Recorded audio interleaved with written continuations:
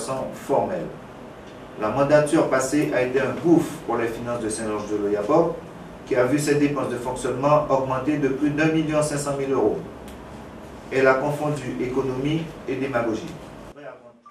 L'actuel maire de la commune de Saint-Georges-de-l'Oyapock, Georges Elfort, a réalisé un audit organisationnel et financier pour obtenir des informations, selon lui, plus précises et fiables sur la situation actuelle de la commune.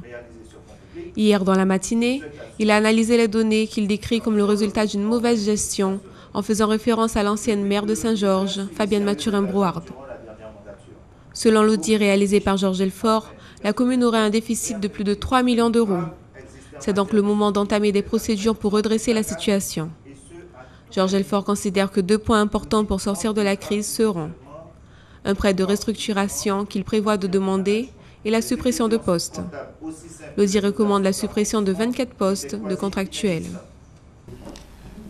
Oui et non, c'est pas dans ce sens. Si c'est des contractuels, il y a 24 contrats, on gardera ceux dont on a vraiment besoin et les autres, on va sûrement ne pas les renouveler.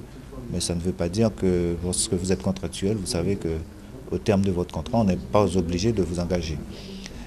Simplement, c'est que l'audit nous démontre aujourd'hui qu'il y a une course folle pour peut-être sa réélection et qu'en passant de 50 agents à 112 agents et notamment en recrutant un certain nombre d'argent important entre 2013 et 2014, ça prouve que ça n'avait aucun sens et la collectivité n'a pas assuré mieux les services qu'elle doit rendre justement à la population.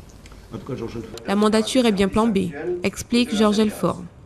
La construction d'une école, l'extension du marché, des investissements en logement et tous les autres plans que le maire avait pour sa commune auront plus de difficultés pour démarrer. Explique le maire qui se dit malgré les résultats, confiant. Ah si, la mandature est bien plombée, parce que je pense que lorsqu'on laisse une commune à plus de 3 millions de déficit, c'est qu'on a essayé de plomber la commune. Mais ce n'est pas pour moi, c'est pour que la population de l'Oyapock et la population guyanaise sachent que lorsqu'on gère une commune, ceux qui gèrent doivent gérer, ils gèrent des fonds publics, ce n'est pas leur argent. Et donc expliquer un petit peu et faire connaître justement la situation pour qu'on ne soit pas surpris peut-être du manque de moyens de la municipalité, mais surtout comprendre que la commune doit rendre service à la population. Et nous, pendant 3 ans, nous allons gérer avec ce que nous avons, mais j'ai espoir, je suis un battant, je sais que je pourrais faire en sorte que les projets que nous avons mis en œuvre, que nous aurons à mettre en œuvre, nous allons les réussir. Georges Elfort se donne 3 ans pour redresser la situation de la commune. Les pires choses, et nous éloignent de ce qu'aurait pu être une jeunesse normale. Cette fille-là est un diable qui souhaite m'entraîner dans sa chute. À première vue, on serait amené à penser qu'il répète une pièce de théâtre ou encore travaille un spectacle. Mais ce n'est pas le cas. Ces jeunes volontaires s'apprêtent à présenter le nouveau livre de l'écrivaine guyanaise Emeline Octavie, intitulé « Que ne semble ma jeunesse ».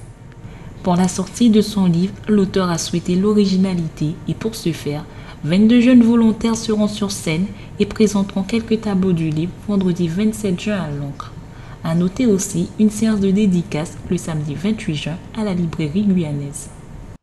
Un livre publié en auto-édition qui traite de la jeunesse, de toutes les phases noires par lesquelles la jeunesse peut passer parfois avant de se trouver. Un livre qui est peut-être un peu une lumière d'espoir, d'accord ? Avant tout un cri d'espoir pour pouvoir permettre à la jeunesse de comprendre qu'elle a beaucoup de possibilités qui s'offrent à elle. Vendredi soir, je propose une présentation du livre, donc officiellement je lance la promotion du livre. Cette présentation serait effectuée par des jeunes qui ont été volontaires, sensibles au projet et qui présenteront le livre à leur façon, à travers ce qu'ils savent faire, ce qu'ils savent dire.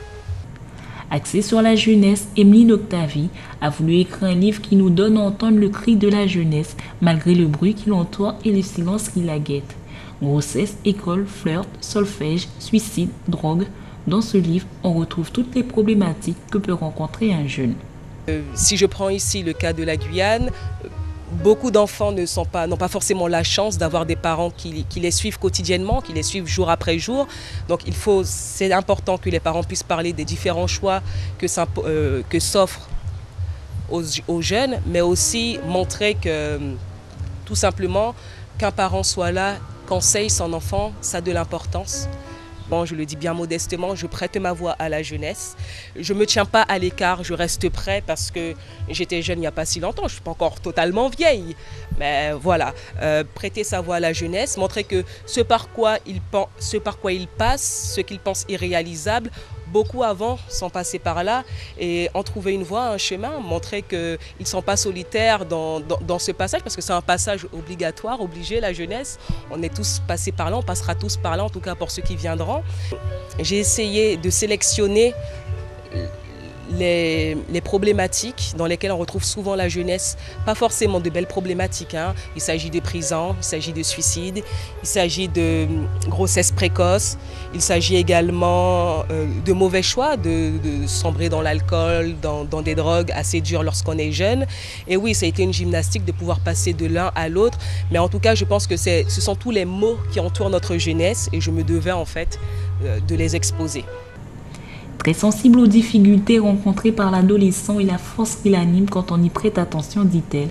Son engagement se traduit par ces milliers de mots écrits dans son ouvrage « Que ne sommes ma jeunesse ». C'est facile d'être jeune et de faire un choix. Tantôt j'ai une chaussette haute, tantôt j'ai un jean bas.